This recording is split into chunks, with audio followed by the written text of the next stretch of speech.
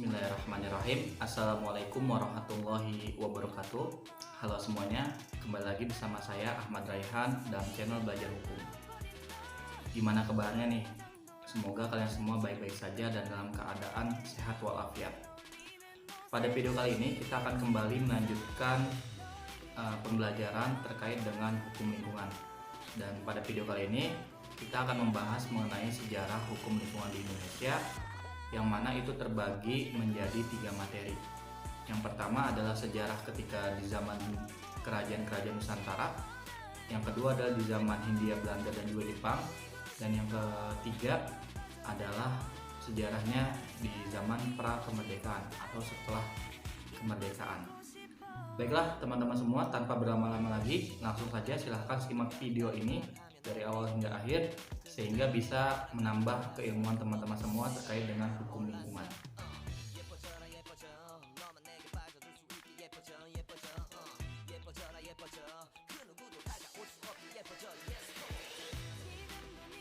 Baiklah teman-teman semua, yang pertama yang akan kita pelajari terkait dengan sejarah hukum lingkungan di Indonesia adalah sejarahnya ketika pada masa zaman-zaman kerajaan Nusantara. Seperti kita ketahui bersama, sebelum Indonesia merdeka di tahun 1945, tepatnya di 17 Agustus, itu Indonesia memiliki masa-masa yang mana masa-masa di sini diisi pemerintahannya oleh zaman kerajaan-kerajaan yang ada di Nusantara.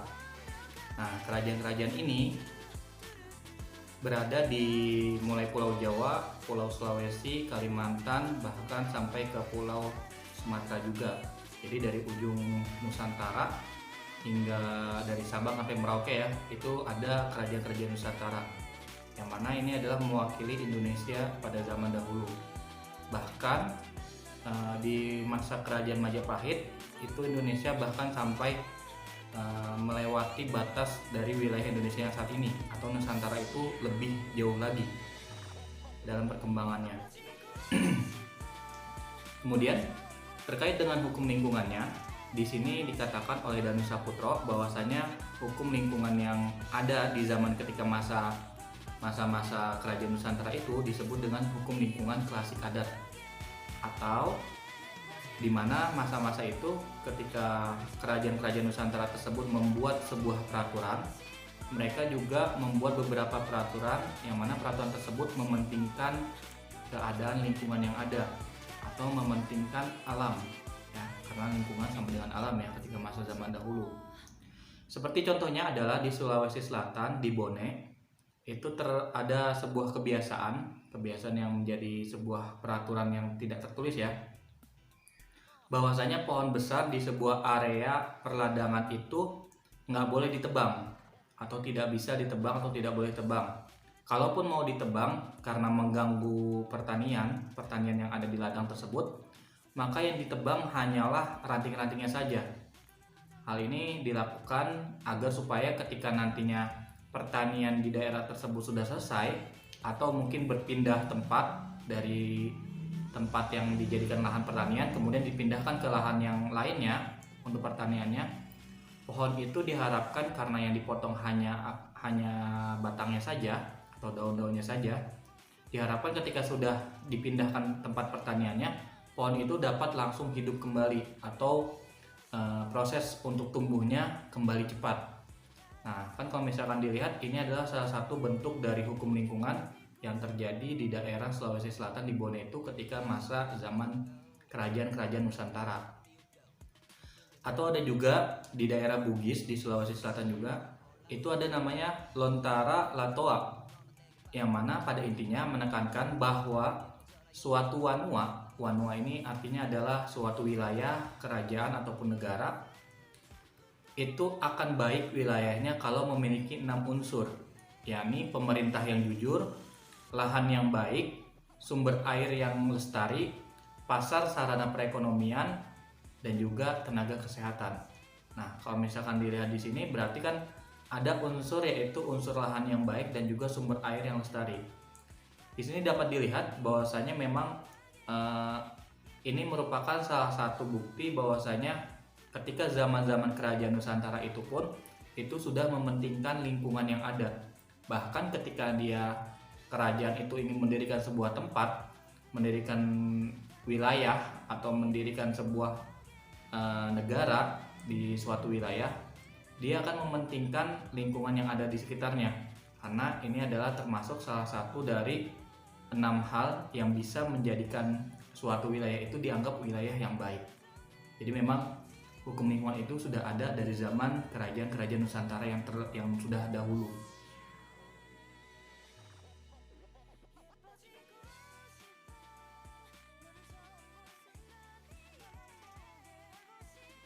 Kemudian pada zaman Hindia Belanda ini juga ada beberapa peraturan yang terkait dengan hukum lingkungan atau yang menjaga kelestarian lingkungan. Di sini saya membuat menjadi 4 ya. Saya mengambil 4 contoh. Yang pertama ada Ordonansi tentang Perikanan pada tahun 1916. Yang kedua ada Ordonansi tentang Gangguan pada tahun 1926. Yang ketiga ada Ordonansi Perlindungan Alam pada tahun 1941. Dan yang keempat, Ordonansi Pembangunan Kota pada tahun 1948. Nah, ini untuk pengetahuan aja, untuk ordonansi sendiri artinya adalah peraturan ya. Jadi yang pertama, itu ketika ada ordonansi tentang perikanan, maka ini mengatur tentang bagaimana pengambilan ikan di wilayah Hindia Belanda atau di wilayah Indonesia pada zaman dahulu.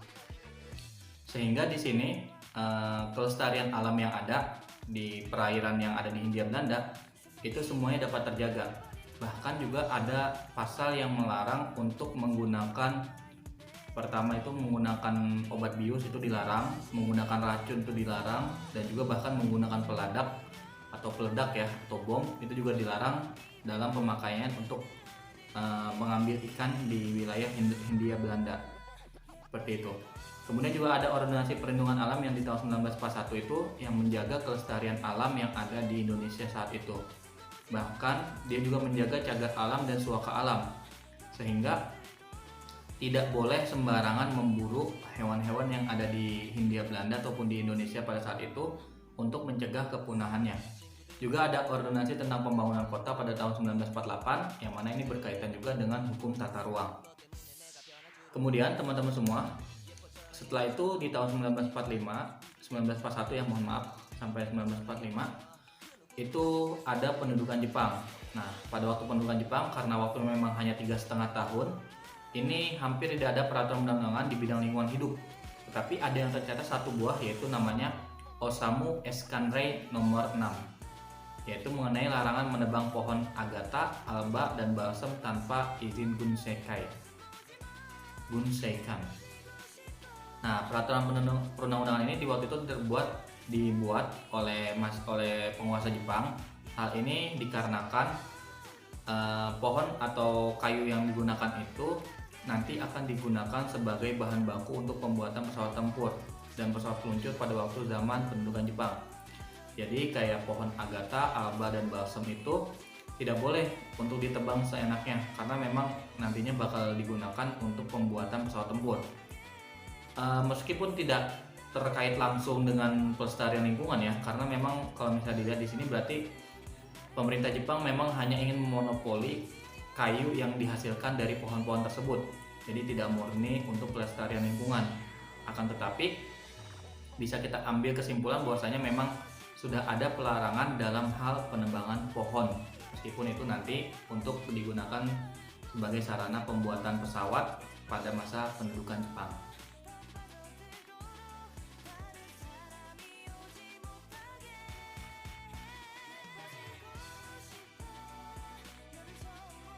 Selanjutnya terkait dengan Undang-Undang Lingkungan Hidup yang ada setelah masa kemerdekaan di Indonesia. Nah, terkait hal itu ada dua. Yang pertama adalah undang-undang yang memang berkaitan langsung dengan lingkungan hidup karena memang judulnya itu sesuai, yaitu Undang-Undang tentang Pengelolaan Lingkungan Hidup atau ada lingkungan hidupnya. Dan yang kedua adalah undang-undang yang berkaitan erat dengan pengelolaan lingkungan hidup tersebut. Akan tetapi judulnya tidak sesuai atau judulnya tidak spesifik menuju ke pengelolaan lingkungan hidupnya, tetapi dia mengatur terkait dengan lingkungan yang ada di sekitar juga. Nah, kalau untuk undang-undang yang mengatur terkait dengan pengelolaan lingkungan hidup itu ada 3. Yang pertama ada Undang-Undang Nomor 4 Tahun 1982 terkait tentang ketentuan-ketentuan pokok pengelolaan lingkungan hidup. Yang kedua ada Undang-Undang Nomor 23 Tahun 1997 tentang pengelolaan lingkungan hidup, dan yang terbaru ada Undang-Undang Nomor 32 Tahun 2009 tentang perlindungan dan pengelolaan lingkungan hidup. 3 undang-undang ini yang dipakai atau yang bersinggungan langsung dengan lingkungan hidup, dan yang saat ini kita gunakan adalah Undang-Undang Nomor 32 Tahun 2009 tentang perlindungan dan pengelolaan lingkungan hidup. Kemudian untuk undang-undang lain yang dia hanya berkaitan saja dengan pengelolaan lingkungan hidup atau dengan unsur-unsur yang ada terkait dengan pelestarian alam, itu yang pertama ada Undang-Undang Nomor 5 Tahun 1960 tentang Peraturan Dasar Pokok-pokok Agraria, Undang-Undang Nomor 44 Tahun 1960 tentang Pertambangan Minyak dan Gas Bumi, Undang-Undang Nomor 5 Tahun 1967 tentang Ketentuan-ketentuan Pokok Kehutanan, Undang-Undang Nomor 11 Tahun 1967 tentang Ketentuan-ketentuan Pokok Pertambangan, Undang-Undang Nomor 11 Tahun 1974 tentang Pengairan, Undang-Undang Nomor 5 Tahun 1984 tentang Perindustrian, Undang-Undang Nomor 16 Tahun 1985 tentang Rumah Susun. Lalu ada Undang-Undang Nomor 5 Tahun 1990 tentang konservasi sumber daya alam hayati dan ekosistemnya. Ada Undang-Undang Nomor 9 Tahun 1990 tentang kepariwisataan. Ada Undang-Undang Nomor 4 Tahun 1992 tentang perumahan dan pemukiman. Undang-Undang Nomor 5 Tahun 1992 tentang benda cagar budaya. Undang-Undang Nomor 10 Tahun 1992 tentang perkembangan kependudukan dan pembangunan keluarga sejahtera. Undang-Undang Nomor 12 Tahun 1992 tentang sistem budidaya tanaman. Undang-Undang Nomor 14 Tahun 1992 tentang lalu lintas dan angkutan jalan. Undang-Undang Nomor 16 Tahun 1992 tentang karantina hewan, ikan dan tumbuhan. Undang-Undang Nomor 23 Tahun 1992 tentang kesehatan. Undang-Undang Nomor 6 Tahun 1996 tentang perairan Indonesia. Undang-Undang Nomor 7 Tahun 1996 tentang pangan. Undang-Undang Nomor 10 Tahun 1997 tentang ketenaga nukliran. Undang-Undang Nomor 15 Tahun 1997 tentang ketransmigrasian. Undang-Undang Nomor 8 Tahun 2000 tentang perlindungan konsumen. Undang-Undang Nomor 29 Tahun 2000 tentang perlindungan varietas tanaman. Undang-Undang Nomor 27 Tahun 2003 tentang panas bumi. Dan Undang-Undang Nomor 18 Tahun 2004 tentang perkebunan. Mungkin ini undang-undang yang saya kumpulkan hanya sampai tahun 2004 ya, tetapi ada banyak lagi undang-undang yang terkait dengan pengelolaan lingkungan hidup yang diterbitkan setelah tahun 2004, dan pastinya itu tentunya harus kita pelajari juga. Salah satunya yang saat ini sedang viral yaitu adalah Undang-Undang RK Kerja ya, atau Cipta Kerja, Ciptaker.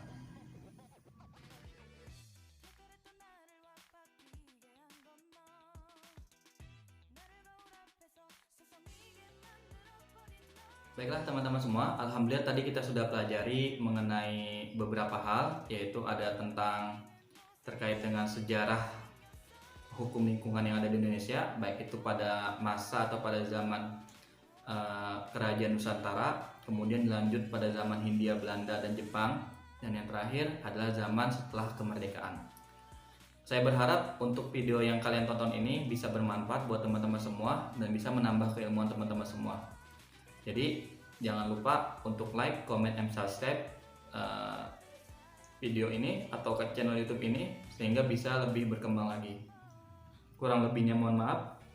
Wabillahi taufiq wal hidayah. Wassalamualaikum warahmatullahi wabarakatuh.